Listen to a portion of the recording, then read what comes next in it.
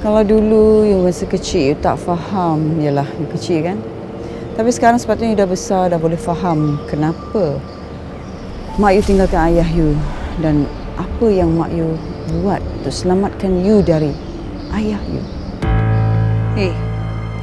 Kau jangan nak burukkan ayah aku Ha? Ayah aku meninggal sebab engkau. Engkau punca segalanya.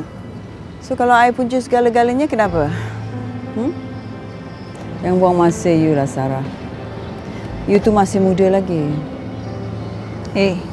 Kau ingat aku akan termakan dengan kata-kata engkau ni? Aku akan make sure hidup engkau musnah. Lebih teruk daripada hidup aku. And let me picture you with this image. What if anak perempuan kesayangan you mati? Cantik tak? Cantik. Tapi kenapa perlu ada gambar kita berdua dalam bilik ni? Tak boleh ke? Bukan tak boleh. I cuma tanya je.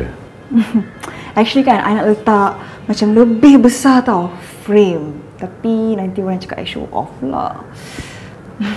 I nak semua orang tahu, especially your staff, that I am your wife. Tapi sayang, semua orang dah tahu dah, kan? Iyalah, tapi I nak orang tahu lagi. I nak semua orang tahu yang I'm the only one staying by your side.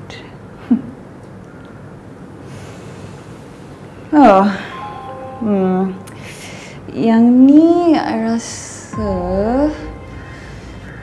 kita boleh simpan dalam laci lah kot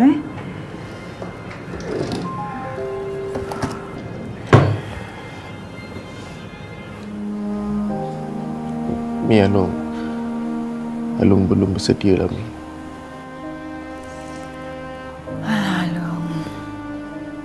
Alung tak perlulah nak terus-menerus rasa bersalah dalam apa yang terjadi semua ni.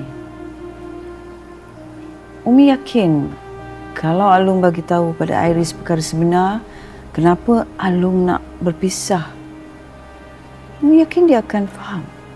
Tak apalah, Mi. Nanti-nantilah Alung fikir. Masa sekarang ni Alung nak dahulukan masalah Umi. Ya, tapi kalau Alung kahwin dengan Iris, bukankah Umi nanti ada peneman? Adalah geng.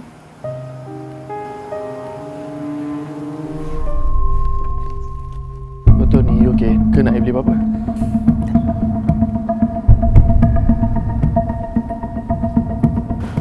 Alung buat apa kat sini? Sarah dia... Tak apalah Ram, nanti I explain dekat ayah you.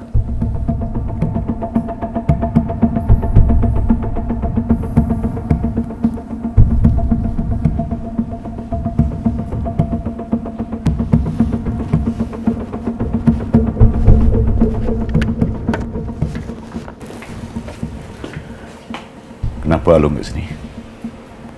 I tak tahu. I pun terkejut tiba-tiba dia datang sini, baby. Macam mana dia tahu rumah ni? I don't know. Mungkin dia ikut I. Dia follow I. Ketika aku yang suruh. Lain kali kalau dia datang lagi, you beritahu I. Sorry, baby. Dia ingat harta tu boleh bawa mati kot. Dia tak sedar sebenarnya dia bertanggungjawab atas segala dosa anak perempuan dia. Aku happy bila aku boleh bagi apa yang dia nak, dia bagi Lia balik. Cuma aku sedih lah cara dia buat. Macam Lia tak ada maruah. Macam Lia tu bukan anak dia. Sepatutnya dah lama kau bercerai pun. Kau yang nak bertahan sangat kan demi Lia. Sekarang kau tengok apa dia dah buat kat anak kau. Sedih aku tengok Lia tadi.